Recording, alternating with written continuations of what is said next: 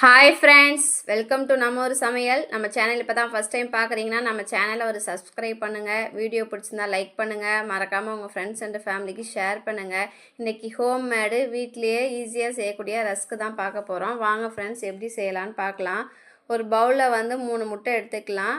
2 spoon vanilla essence add பண்ணிக்கோங்க. ஒரு பிஞ்சு உப்பு ஆட் பண்ணிக்கலாம்.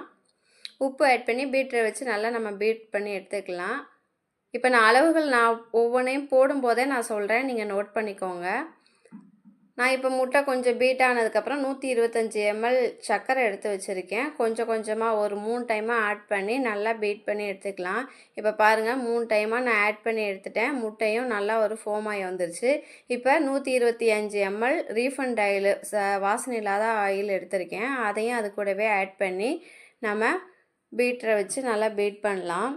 கூடவே எல்லோ ஃபுட் கலர் லைட்டாக, ஏன்னா ரஸ்க்கு கொஞ்சம் எல்லோ கலரில் இருக்கிறதுனால லைட்டாக ஆட் பண்ணிக்கிறேன்.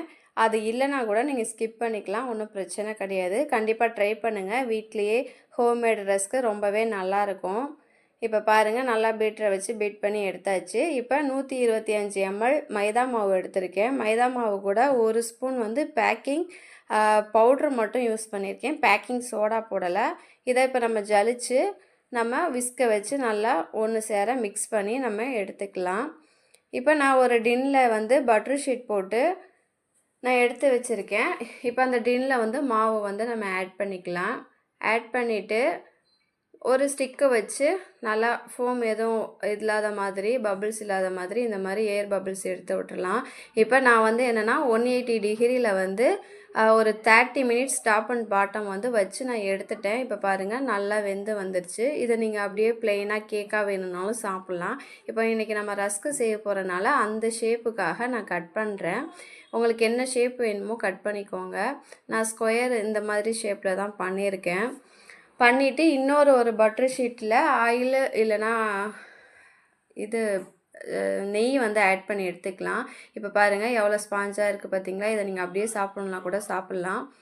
இப்போ இதை 1 பை 1 அந்த நெய்யோ ஆயிலோ அப்ளை பண்ண பிளேட்டில் நம்ம எடுத்து இந்த மாதிரி வைக்கலாம். எங்கள் வீட்டில் எல்லாருக்கும் கொஞ்சம் கருப்பாக இருந்தால் தான் பிடிக்கும். ஒயிட்டாக இருந்தால் அவ்வளோவா சாப்பிட மாட்டோம். அதனால நான் 200 டிகிரியில் வச்சேன். ஆனால் நீங்கள் உங்களுக்கு அந்த மாதிரி வேணாம் அப்படின்னா நீங்கள் 180லேயே வச்சுக்கோங்க. 180யில் வச்சு ஃபஸ்ட்டு ஒன் சைடு ஒரு 15 நிமிஷமும், செகண்டு ஒரு 15 நிமிஷம் எடுத்து வச்சிங்கன்னா இந்த மாதிரி ஹோம்மேட் ரஸ்க்கு நமக்கு ரெடி ஆகிடும். நல்ல முருகலாக இருக்கும். நீங்கள் கடையில் வாங்கி சாப்பிட்ற அதே மாதிரி இருக்கும். உங்களுக்கு ஃப்ளேவருக்கு வேணும்னா நீங்கள் ஏலக்காய் கூட போட்டுக்கோங்க. அவ்வளோதான் ஃப்ரெண்ட்ஸ். நெக்ஸ்ட் வீடியோ பார்க்கலாம். Bye friends.